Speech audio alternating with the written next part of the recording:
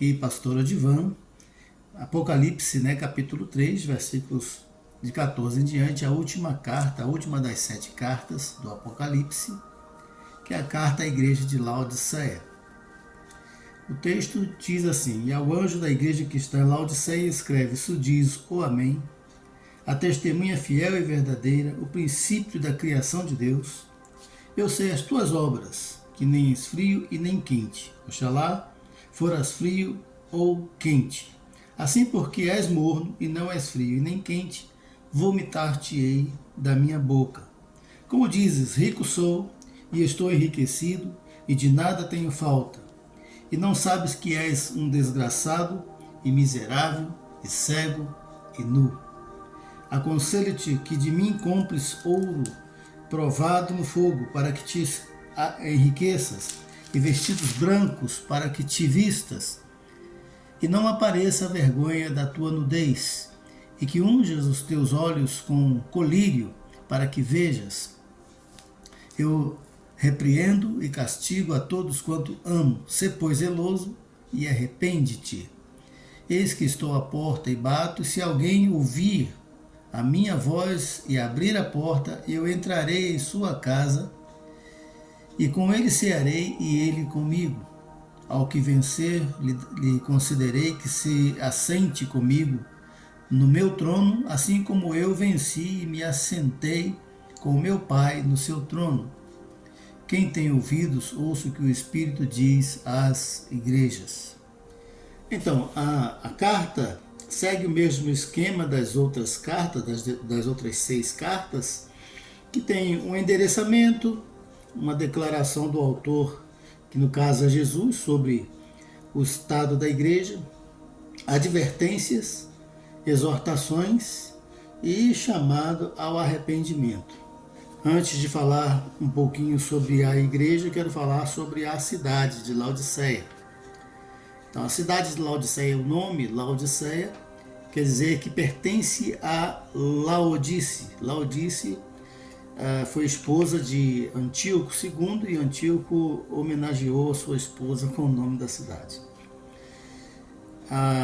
Ficava a uns 60 quilômetros de Filadélfia, a uns 10 quilômetros de Hierápolis e a uns 16 quilômetros de Colossos. Não eram cidades muito distantes. A cidade de Laodiceia ficou famosa por causa das suas águas termais, assim como Caldas Novas de Goiás, por exemplo, e algumas cidades do estado de Minas.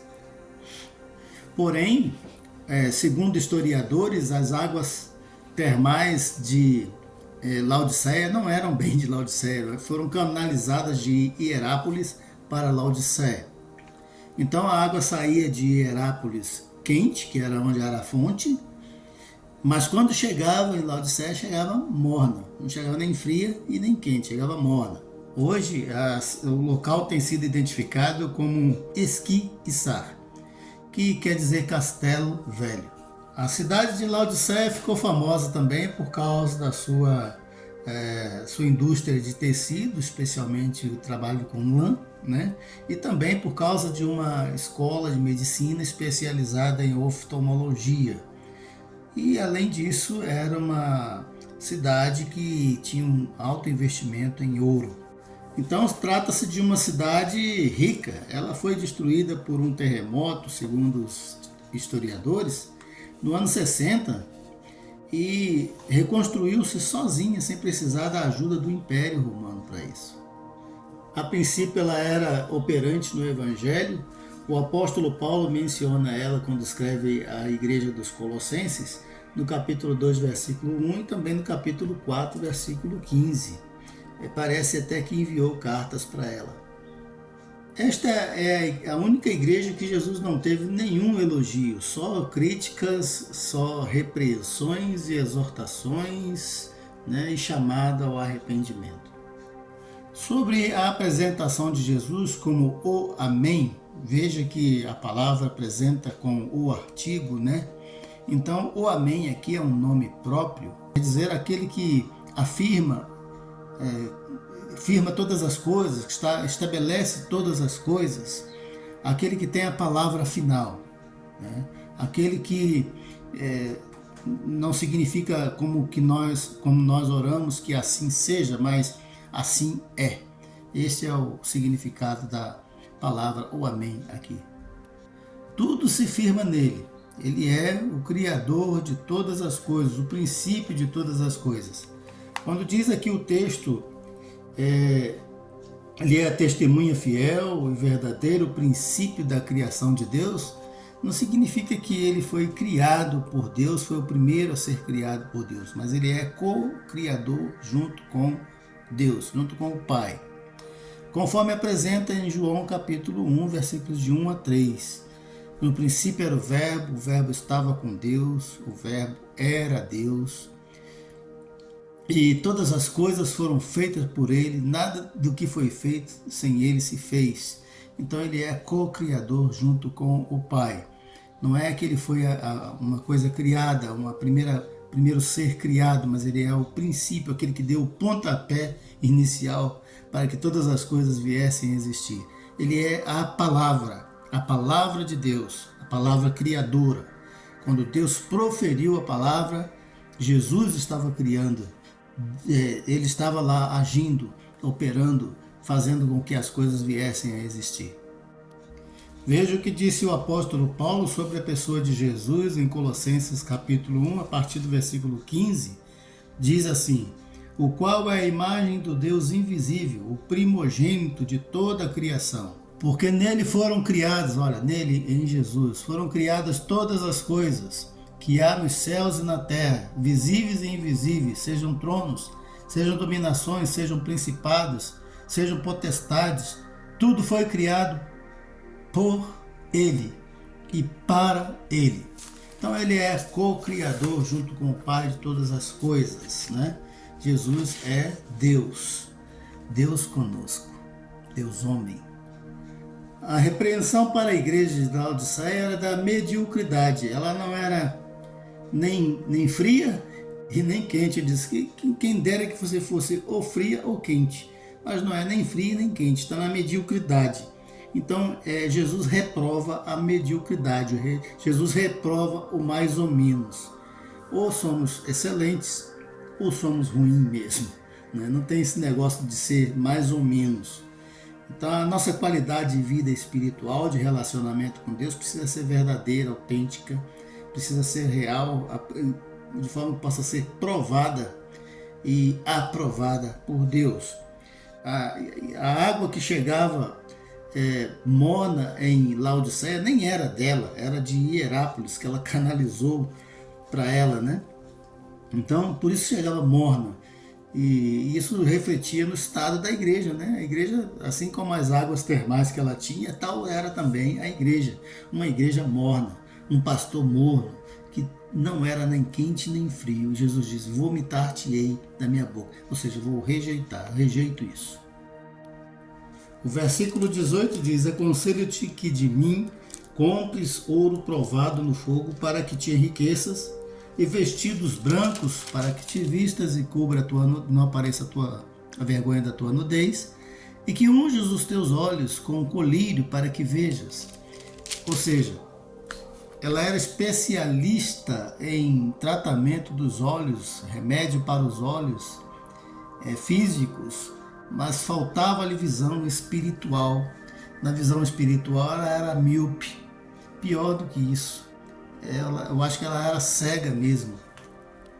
Ela era rica em comércio de ouro, investimento em ouro físico, que perece, né? Mas o ouro espiritual, a riqueza espiritual estava faltando. O relacionamento com Deus estava para baixo, né? As obras espirituais já não eram mais do começo, como aconteceu também com a igreja de Éfeso, né? Esqueceu as primeiras obras. Então Jesus está vendo todas essas coisas, né? Jesus está vendo todos esses detalhes. Precisava também, ela que era uma fabricante de roupas de alta qualidade, de lã inclusive, para vestir o povo, vestir o corpo físico, espiritualmente estava nua diante de Deus. Então Jesus diz: aconselho-te que de mim compres ouro refinado, né?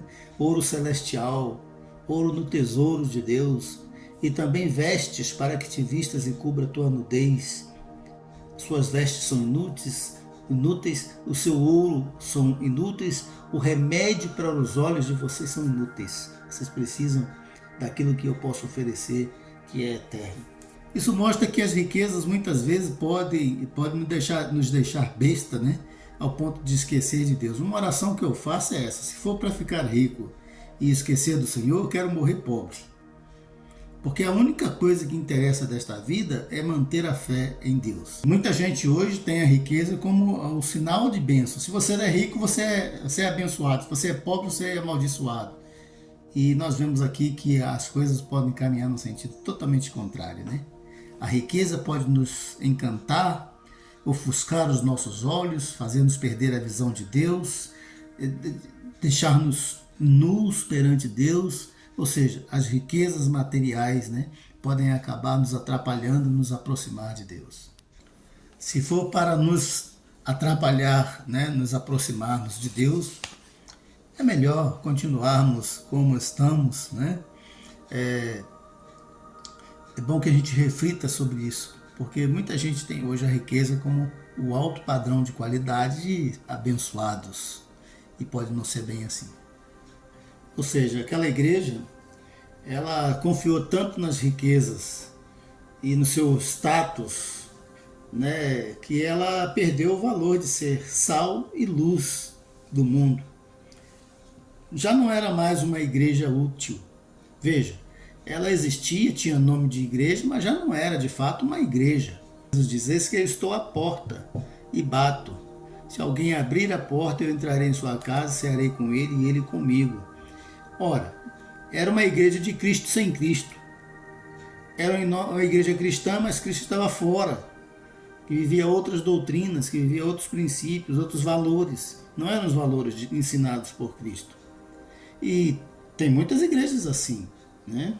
Muitas igrejas que Jesus não tem mais voz, não tem mais voto, não tem mais palavra.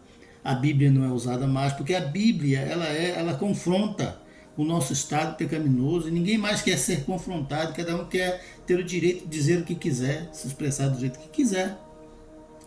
Então, se a Bíblia me confronta, eu não posso aceitar o que ela diz. O que eu quero fazer? Eu quero reescrever a Bíblia.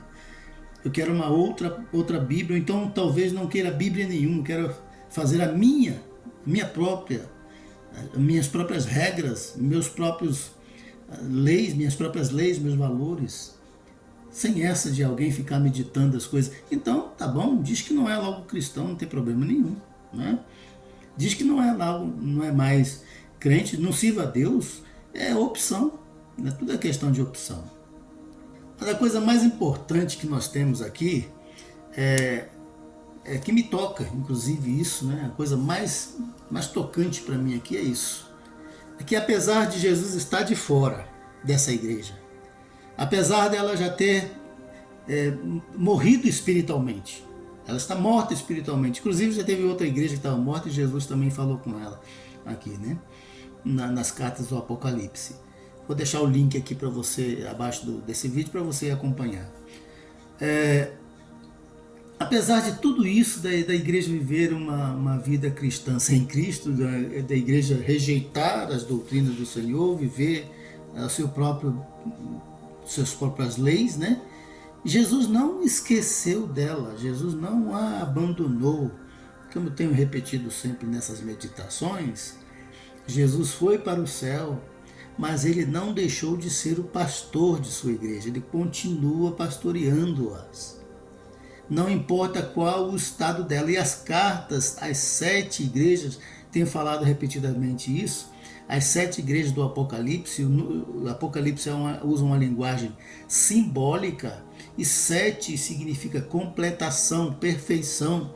E isso quer dizer que essas mensagens servem para todas as igrejas, em todos os tempos e épocas e lugares. É uma mensagem universal. Ou seja, Jesus continua chamando a sua igreja ao arrependimento. Jesus continua batendo a porta, querendo entrar, mesmo naquela igreja em que ele não está mais, mesmo naquela igreja que já está morta, Jesus está chamando para a vida. ele não deixou de ser o pastor para as suas igrejas. E a única chance que qualquer igreja tem de vida real está em obedecer a esse chamado de Jesus. Aí a advertência também universal que aparece aqui no final desta carta, o último versículo, né? Quem tem ouvidos para ouvir, ouça o que o Espírito diz às igrejas. Esse chamado aparece para todas as igrejas. Cada uma tem a sua particularidade, cada uma tem os seus problemas, suas virtudes, seus defeitos. Laodiceia só tinha os defeitos, mas todas elas recebem o mesmo chamado. Quem tem ouvidos para ouvir, ouça o que o Espírito diz às igrejas. Aí a gente entra aqui dentro do conceito de igreja, né? O que é uma igreja de Cristo? O que é? O que é uma igreja verdadeiramente cristã? Não é aquela que tem nome de igreja. Não é aquela que está escrita lá o nome, já viu os nomes das igrejas? Nomes bonitos, né? Igrejas interestelar, não sei das quantas, igrejas super poder de Deus, nomes assim, né? Parece que quer dizer isso. Mas não interessa isso. O que interessa é o espírito, o relacionamento íntimo com Deus. Eu repito várias vezes que gosto do Salmo 51, versículo 6. Deus ama a verdade no íntimo. É isso que interessa. São essas que são as verdadeiras igrejas. Não é a igreja que nós conhecemos, é a igreja que Jesus conhece. Porque ele anda no meio das 7 igrejas, diz lá no capítulo 1, né, quando se manifestou João, eu ando no meio dos 7, tenho nas mãos as 7 estrelas, são os 7 pastores, e ando no meio dos 7 candeeiros de ouro, que são as igrejas. Ou seja, ele continua pastoreando-nos e continua perto. Não adianta pensar que ele está longe, que nós podemos viver sem ele, que nós podemos enganá-lo. Olha, nós precisamos ser zelosos espiritualmente. Essa aqui é a mensagem. Nós precisamos ser despertados espiritualmente o tempo todo. Esta aqui é a mensagem. Nós precisamos fazer aquilo que Jesus disse para a mulher samaritana, né? Os adoradores, os verdadeiros adoradores, adorarão o Pai em espírito e em verdade. É só isso que interessa. É só isso que importa. Nome de igreja, né? Nome de igreja é pouco importante. Não vou dizer que não seja importante, é pouco importante. E é inevitável que você acabe tendo que ter alguma expressão dentro do corpo de Cristo de alguma igreja. Não vamos também desprezar o nome igreja se algumas não têm sido igreja, ou se em algum momento uma igreja tem sido se comportado mal, porque a igreja é a noiva de Cristo. Não vamos falar mal da noiva de Cristo, né? Isso pode ser perigoso. Vamos tratar da nossa vida espiritual de forma que onde nós estamos reunidos, como o corpo de Cristo, como a igreja de Cristo, seja verdadeiramente igreja. Deus abençoe a sua vida.